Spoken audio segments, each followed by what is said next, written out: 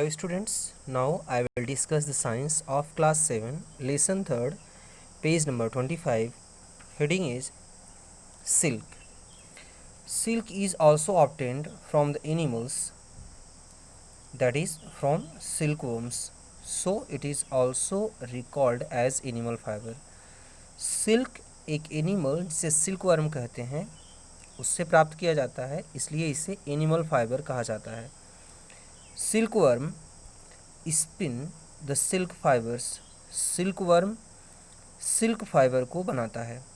The reading of silkworm for obtaining silk is called sericulture. Science की वह branch जिसमें silk worm की reading को, सिल्कवर्म के पालने को पढ़ा जाता है, उसे सेरिकल्चर कहते हैं. Let us know the interesting life history of the silk moth. अब हम सिल्क मॉथ की लाइफ हिस्ट्री को पढ़ेंगे before discussing the process of obtaining silk. Silk कैसे हम सिल्कवर्म से प्राप्त करते हैं, इसको पढ़ने के पहले हम सिल्कवर्म की लाइफ हिस्ट्री को पढ़ते हैं. Now heading is life history of silk moth. Silk moth की लाइफ हिस्ट्री. सिल्क के कीड़े की लाइफ हिस्ट्री क्या होती है. The life history of silk moth starts when a female silk moth lay eggs. तो सिल्क मॉथ का जीवन स्टार्ट कब होता है? स्टार्टिंग जब एक फीमेल सिल्क मॉथ अंडे देती है, तो अंडे से नया जीवन का प्रारंभ होता है. द लार्वी कैटरपिलर और silkworm hatches from the egg of the silk moth. कुछ दिनों बाद अंडे से एक छोटा सा लार्वा, इसे हम कैटरपिलर भी कहते हैं, इसे हम सिल्कवर्म भी कहते हैं, यह अंडे से बाहर आता है. यह छोटा सा कीड़ा होता है जो अंडे से बाहर आता है. The next stage of its life history is called pupa. और कैटरपिलर के बाद की जो स्टेज होती है वह प्यूपा होती है. Where they grow in size and the caterpillar changes into pupa. Caterpillar size में थोड़ा सा बड़ा हो जाता है और फिर अपने आप को प्यूपा में बदल देता है. It weaves a net to hold itself. यह अपने चारों तरफ एक नेट बुनता है, एक नेट बनाता है. It is then swing its head in the form of figure of 8 from side to side.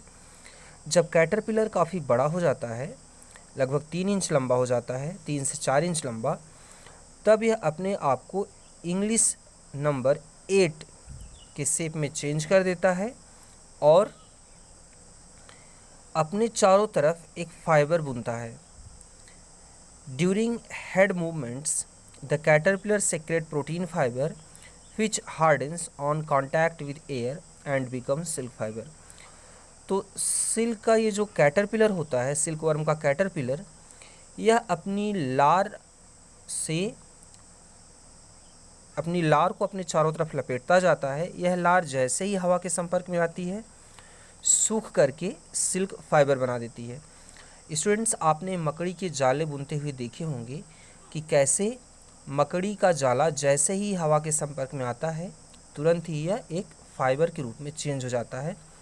ऐसे ही सिल्क वर्म की लार जैसे ही हवा के संपर्क में आती है, वैसे ही यह एक थ्रेड में बदल जाती है. The caterpillar covers itself completely with silk fiber and turns into a pupa.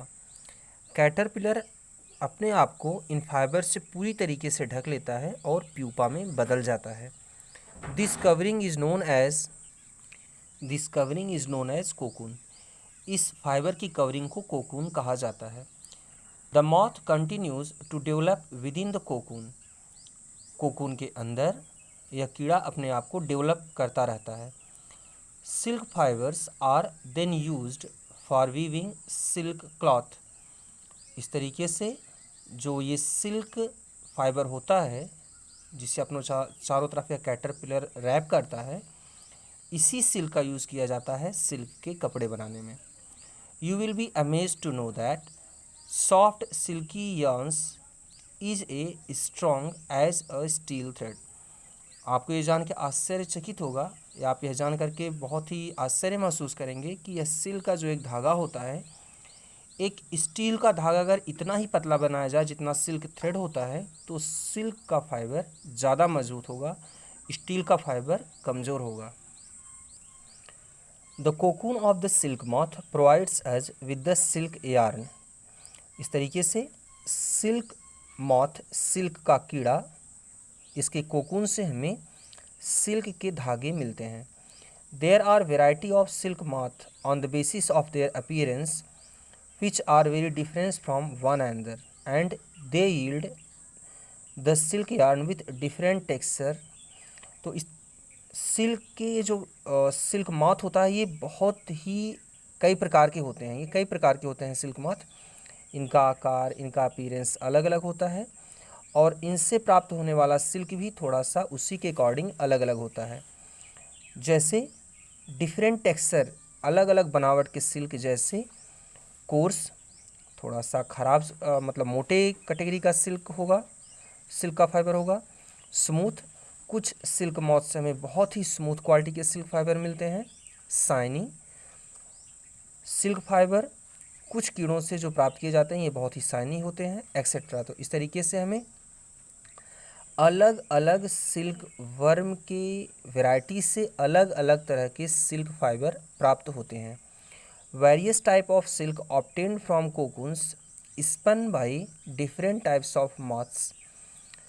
तो इस तरीके से जो बहुत सारे तरीके के सिल्क हैं जो हम अलग अलग तरीके से सिल्क वर्म से प्राप्त करते हैं, वो कौन कौन से सिल्क मॉथ हैं?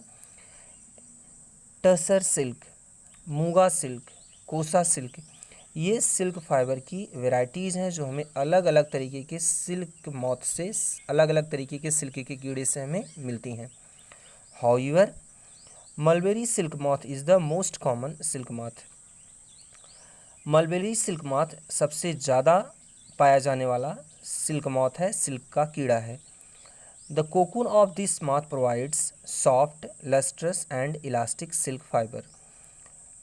मलबेरी सिल्क मॉथ के कोकून से जो हमें सिल्क मिलता है वह सॉफ्ट होता है, बहुत ही लस्ट्रस, चमकीला होता है और इलास्टिक होता है, इससे हम लोग खींच के तान सकते हैं। Which can be died in beautiful colours, इससे हम बहुत ही अलग अलग रंगों में रंग भी सकते हैं। India is one of the major producer of commercial silk. हमारा देश सिल्क का बड़े पैमाने पर उत्पादन करता है, हमारे यहाँ सिल्क बहुत मात्रा में उत्पादित या उत्पन्न किया जाता है। सेरीकल्चर और culture of silk worm is a primitive occupation in India. और हमारे देश में सिल्क का प्रोडक्शन बहुत ही प्राचीन काल से होता आ रहा है। अब हम एक्टिविटी 5 देखते हैं। Try to collect pieces of different types of silk cloth. Activity 5 में दिया गया है कि हमें अलग अलग तरीके के सिल्क क्लॉथ को कलेक्ट करना है। इसके लिए आप एक टेलर से, एक दर्जी की मदद ले सकते हैं, या आप कपड़े की दुकान में जाएंगे तो आपको अलग अलग तरीके के सिल्क के कपड़े वो दिखाएगा। एक्टिविटी 6 में दिखाया गया है कि जो नेचुरल सिल्क फाइबर होता है और आर्टिफिशियल सिल्क फाइबर होता है, इससे हम कैसे पहचानेंगे। तो अगर हम इनको जलाएं तो हम इन दोनों के डिफरेंसेस को जान सकते हैं। जो नेचुरल सिल्क होता है यह जब जलता है तो इससे बाल के जलने जैसी स्मेल आती है। ऐसे ही जब हम वूल को जलाते हैं तो उसके जलने से भी बाल के जलने जैसी स्मेल आती है, जबकि आर्टिफिशियल सिल्क से इस तरह की स्मेल नहीं आती है। आर्टिफिशियल सिल्क के जलाने पर प्लास्टिक या केमिकल की स्मेल आती है। इस तरीके से जला करके हम आर्टिफिशियल और नेचुरल सिल्क को अलग अलग पहचान सकते हैं। नीचे try the following activity to remember when the cocoon stage is reached into the life history of the silk moth. और नीचे की एक्टिविटी 7 में दिया गया है। आपको ये बताया जाएगा कि आप कैसे एक एक्टिविटी से जान सकते हैं कि सिल्क मॉथ के जीवन में कोकून स्टेज कब आती है। तो एक्टिविटी 7 क्या है? Take out a photocopy of figure 3.9। जो ऊपर फिगर 3.9 दिया गया है, आप इस फिगर की फ़ोटो स्टेट ले लीजिए और इसे अलग अलग काट करके अलग अलग जगह चिपका दीजिए। अब आप ध्यान से देखिए, एग से जो सी फिगर दिया गया है, ए और बी, ए मेल और बी फीमेल सिल्क मॉथ है। इन दोनों से एग सी बनते हैं। एग से फिर सिल्कवर्म, आप सब देख सकते हैं कि सिल्कवर्म का फिगर कैसे है, सिल्कवर्म आता है। फिर सिल्कवर्म से डी के बाद ई, कोकून कैसे बनता है और कोकून अपने आप को कैसे किसी टहनी से चिपकाए रहता है, ये आप देखिए। और फिर जब ये कोकून मैच्योर होने लगता है तो फिगर एफ दिया गया है, ये रेडिश कलर में चेंज होने लगता है। स्टूडेंट्स, पेज नंबर 27 हम लोग कल पढ़ेंगे। Thank you.